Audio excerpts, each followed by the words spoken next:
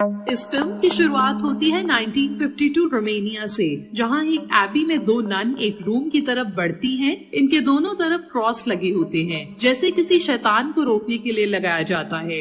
और वहां एक दरवाजे पर लैटिन जबान में लिखा होता है फ्लिट हिक डियो, जिसका मतलब होता है गॉड का साथ यहीं तक। इनमें से एक नन हाथ में चाबी लिए हुए दरवाजे तक जाती है और जाते हुए कहती है गॉड पर भरोसा रखो। बाहर खड़ी नन प्रे करने लगती है। दरवाजे के अंदर गई नन खून से लथपथ बाहर आती है और बाहर खड़ी नन को चाबी देकर कहती है तुम्हें पता है कि क्या करना है, इसके हाथ मत आना क्योंकि इसे एक जिस्म चाहिए। और इतने में एक ताकत इस नन को अंदर खींच लेती है। बाहर खड़ी नन चाबी लेकर भाग जाती है और गॉड से माफी मांगकर सुसाइड कमिट कर लेती है। और इसके पीछे एक डीमन को दिखाया जाता है जो एक नन जैसा दिखता है। और अगली सुबह एक इंसान जिसका नाम फ्रेंची है, इसे दिखाया जाता है जो एबी में नन्स को क्वार्टरली अनाज सप्लाई करता है। तब वहाँ इसे एक नन की लाश दिखती है जिसे कोई नोच नोच के खा रहे होते हैं। अगले सीन में वेटिकन सिटी को दिखाया जाता है। फादर बर्क बिशप से गुफ्तगू कर रहे होते हैं। इस गुफ्तगू में इन्हें बताया जाता है कि रोमानिया में एक एबी में एक नन ने सुसाइड कर लिया है, जिसको इन्वेस्टिगेट करने इन्हें वहाँ जाना है। इस काम के लिए इन्हें सिस्टर आयरीन को भी असाइन किया जाता है, जिन्होंने अभी तक नन का हेल्प नहीं उठाया है। फादर बर्ग और सिस्टर आयरीन रोमानिया के लिए रवाना होते हैं और वहाँ जाकर फ्रेंची से मिलते हैं। फ्रेंची ने बताता है कि गांव के लोग एबी के नाम से भी डरते हैं और वो भी 3 महीने में सिर्फ एक बार वहाँ जाता है और राशन रखकर आ जाता है। पहले तो फ्रेंची वहाँ एबी में जाने के लिए मना करता है, पर रिक्वेस्ट करने पर मान जाता है। फ्रेंची इन दोनों को एबी के आइस हाउस में लेकर जाता है जहां इसने नन की लाश को रखा था। फ्रेंची नन की लाश को सिटिंग पोजीशन में देखकर घबरा जाता है और फादर बर्ग को बताता है कि इसने नन की लाश को लिटाकर रखा था, ना कि सिटिंग पोजीशन में। फादर बर्ग को इस लाश के हाथ में वही चाबी दिखती है। फादर बर्ग वो चाबी अपने पास रख लेते हैं। जब फादर बर्ग वो चाबी अपने पास रख रहे होते हैं तो पास ही के एक दरवाजे में नॉइज होती है। तो फ्रेंची ने बताता है कि वही दरवाजा है जहाँ से नन्स डिलीवरी लेकर जाती है, ताकि इन्हें एबी से बाहर न आना पड़े। फादर बर्ग इस लाश को पूरे रिचुअल्स के साथ फिर आजाद कर देते हैं। इसी दौरान बगल में एक कब्र में लगी हुई घंटी बजने लगती है। आयरीन को बताते हैं कि ये तरीका हमारा ही है, अगर किसी को मरा हुआ समझकर दफना दिया जाए वो घंटी बजाकर बता दे कि वो मरा नहीं है। फ्रेंची इन दोनों को एबी के इस गेट तक लेकर जाता है जहाँ इसे इस नन की लाश मिली थी। इसी दौरान फादर बर्ग को खिड़की पर एक नन का साया दिखता है। फादर बर्ग जब आगे बढ़ते हैं तो इन्हें जमीन पर पड़ा हुआ खून अभी भी ताजा मिलता है, जबकि इस हादसे को 2 हफ्ते से ज्यादा हो चुके हैं। एबी के अंदर वो एक चैपल में दाखिल होते हैं और इन तीनों को वहाँ एक नन मिलती है।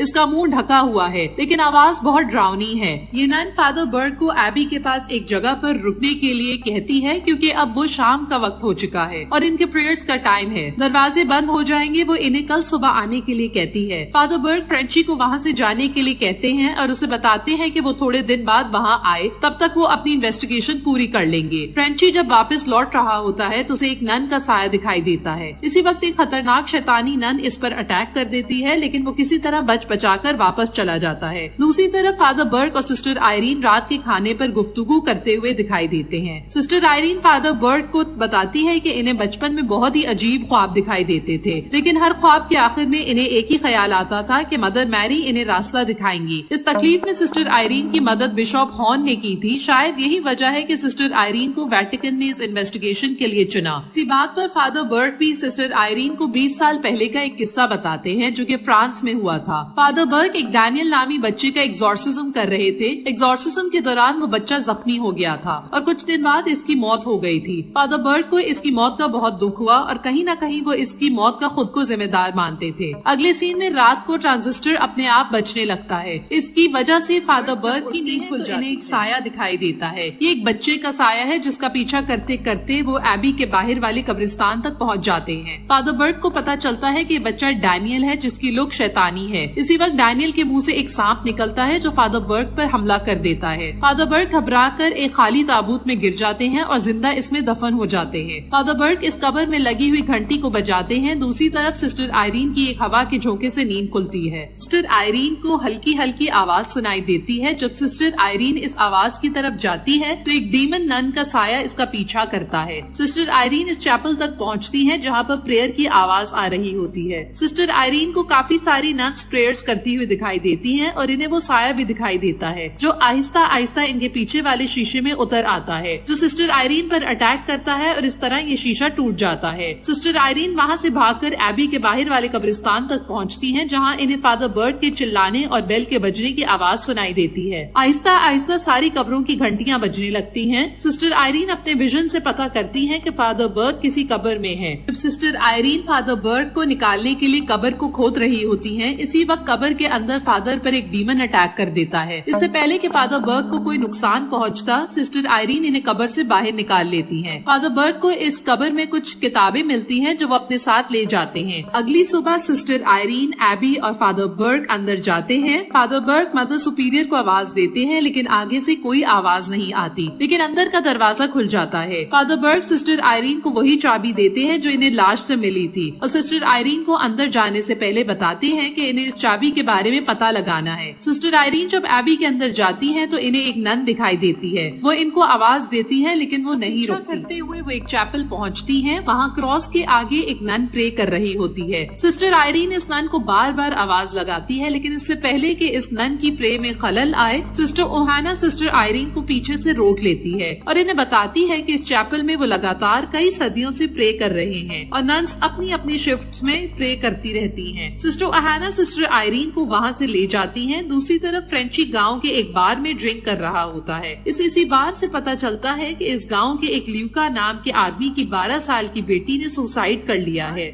फ्रेंची को बताता है कि ये हादसा और गांव में होने वाले कुछ और हादसे इसी एबी की वजह से हो रहे हैं। ये बात सुनकर फ्रेंची को रियलाइज होता है कि फादर बर्ट और सिस्टर आयरीन की जान को भी खतरा हो सकता है, इसलिए वो बाहर से बंदूक लेकर निकल जाता है। अगले सीन में फादर बर्ट कब्र से निकली हुई किताबों को पढ़ रहे होते हैं जिनमें इन्हें वलाद का जिक्र मिलता है। इसी दौरान एबी के अंदर वाला दरवाजा बंद हो जाता है जिसके अंदर सिस्टर आयरीन गई थी। सिस्टर आयरीन सिस्टर ओहाना से रिक्वेस्ट करती है कि कम से कम वो इन्हें इस एबी की हिस्ट्री के बारे में बताएं। सिस्टर ओहाना बताती है कि इस एबी को सेंट काटा के बादशाह ने 6 to 10 सेंचुरी के दरमियान में बनाया था। इसने काले जादू और जादू टोने की कई किताबें लिखी जिनसे वो शैतान से काली ताकतवर को बुलाना चाहता था। शैतान ने इन्हीं चीजों का फायदा उठाकर इससे वहाँ आने का एक रास्ता खुलवाया जिससे शैतान की काली ताकतें इस दुनिया में आ सके। पर तभी चर्च ने महल पर हमला कर दिया। उन्होंने एक निशानी में जीसस क्राइस्ट का खून डालकर इस रास्ते को बंद कर दिया और तब चर्च ने इसको अपनी पनाह में लेकर इसे एबी बना दिया। तब से यहाँ पर प्रे चलती हुई आ रही है ताकि शैतान को काबू में रखा जा सके। इस तरीके ने शैतान को दुनिया से दूर रखा, लेकिन जंग में हुई बमबारी से एबी हिल गया और शैतान का आने का रास्ता फिर खुल गया।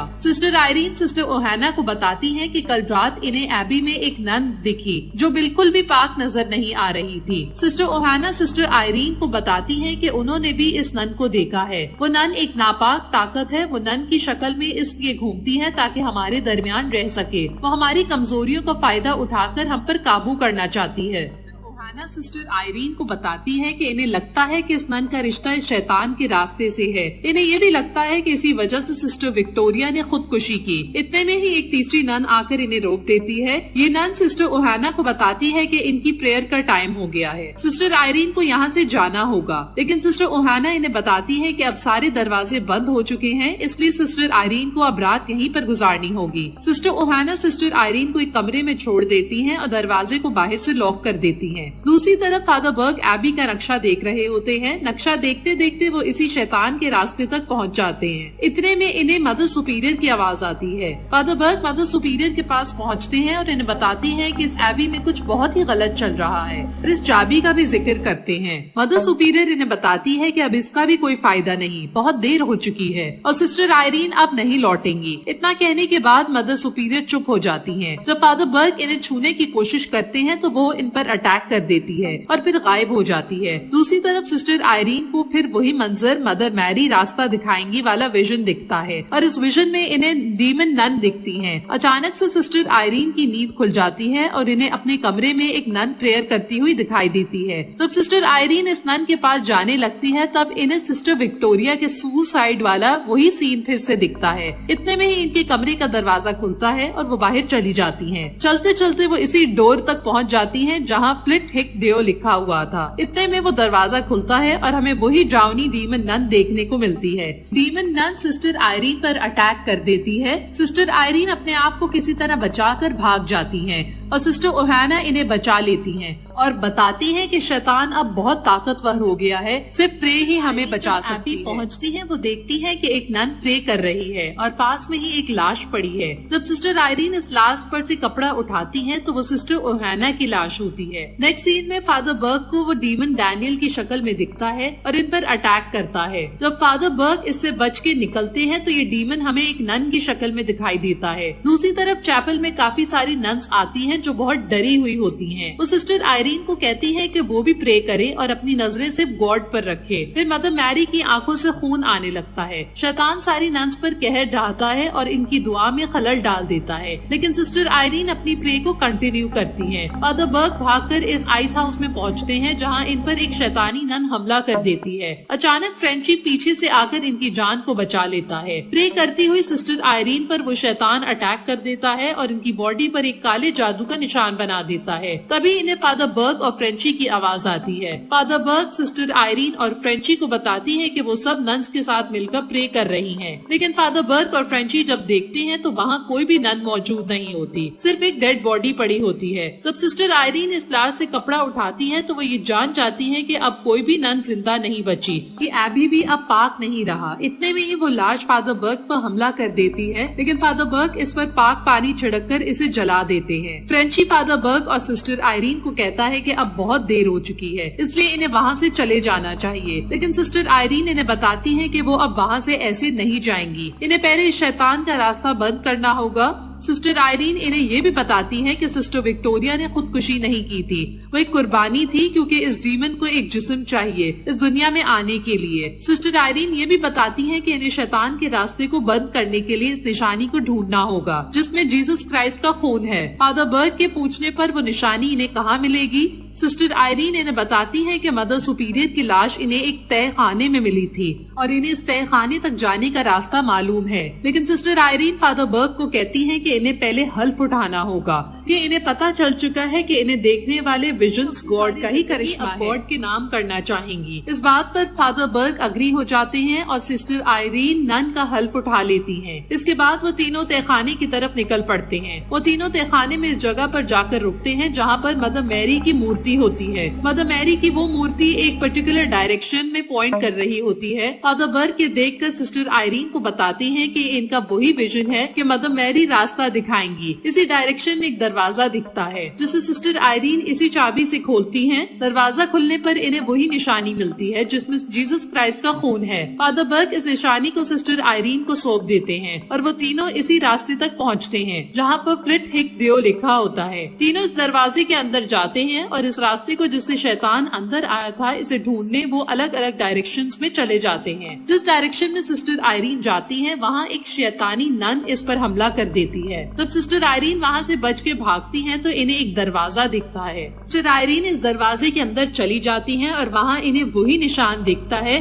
जो इनकी बॉडी पर शैतान ने बनाया था। लेकिन जब से सिस्टर आयरीन वहाँ से भागने की कोशिश करती हैं तब कुछ शैतानी नन इनका रास्ता रोक देती हैं और दरवाजे बंद हो जाते हैं। सिस्टर आयरीन की चीख सुनकर फ्रेंची इस दरवाजे की तरफ भागता है और दूसरी तरफ फादर बर्ग का बहुत सारी शैतानी नन्स रास्ता रोकती हैं। लेकिन फादर बर्ग आग का क्रॉस बनाकर वहाँ से भाग जाते हैं। अगले सीन में जब फ्रेंची इस दरवाजे के अंदर जाता है तो इसे वहाँ पर बहुत सारी शैतान नन्स मिलती हैं। इस निशान के दरमियान सिस्टर आयरीन जिन्हें इस डीमन ने प्रोसेस कर लिया है वो डीमन फ्रेंची पर अटैक कर देती है। तभी फ्रेंची सिस्टर आयरीन के गले में लटकी इस निशानी से जीसस क्राइस्ट का खून निकालकर सिस्टर आयरीन के फेस पर लगा देती है। बॉडी को छोड़ देती है और वो डीमन फ्रेंची पर दोबारा से अटैक कर देती है। जब सिस्टर आयरीन फ्रेंची को बचाने की कोशिश करती है तो वो डीमन सिस्टर आयरीन को अपनी ताकत से दूसरे कमरे में फेंक देती है। सिस्टर आयरीन जिस कमरे में गिरती है वहाँ पर पानी भरा हुआ होता है और दूसरी तरफ फादर बर्ग पर डैनियल की शक्ल में शैतान फिर से हमला कर देता है। शैतान के मुंह से एक सांप निकलता है जो फादर बर्ग को जख्मी कर देता है। जब सिस्टर आयरीन पानी से बाहर आने लगती है तो इन्हें एहसास होता है कि वो निशानी पानी के अंदर रह गई है। तभी डीमन नन पानी से बाहर आ जाती है और सिस्टर आयरीन को डुबोकर मारने की कोशिश करती है। फादर बर्ग सिस्टर आयरीन को बचाने की कोशिश करते हैं लेकिन डीमन इन्हें अपनी ताकत से दूर फेंक देती है। इसी दौरान सिस्टर आयरीन इस निशानी को पानी के अंदर खींचकर इसे अपने मुंह के पास ले आती हैं। तभी डीमन नन की नजर इस निशानी पर जाती है लेकिन जब डीमन इस निशानी को देखती है तो खाली होती है क्योंकि सिस्टर आयरीन ने निशानी से जीसस क्राइस्ट का खून अपने मुंह में भर लिया था। सिस्टर आयरीन जीसस क्राइस्ट का खून अपने मुंह से डीमन के मुंह पर फेंक देती है जिससे डीमन खत्म होने लगती है। इसी खून की कुछ बूंदें इस पानी में भी गिरती हैं जिससे वो डीमन और पानी इसी शैतान के रास्ते से वापस चले जाते हैं। शैतान का आने का रास्ता फिर से बंद हो जाता है। अगली सुबह जब वो तीनों इस एबी से जाने लगते हैं सिस्टर आयरीन वहाँ पर लास्ट प्रे करती हैं और फ्रेंची को बताती हैं कि जगह अब पाक हो चुकी है। जब वो तीनों वहाँ से जाने लगते हैं तभी फ्रेंची के गले पर एक उल्टे क्रॉस का निशान दिखता है जिससे हमें पता चलता है कि इस डीमन नन ने अपना कुछ हिस्सा फ्रेंची में छोड़ दिया है। तो इस तरह ये मूवी एक ओपन एंडिंग के साथ एंड हो जाती है।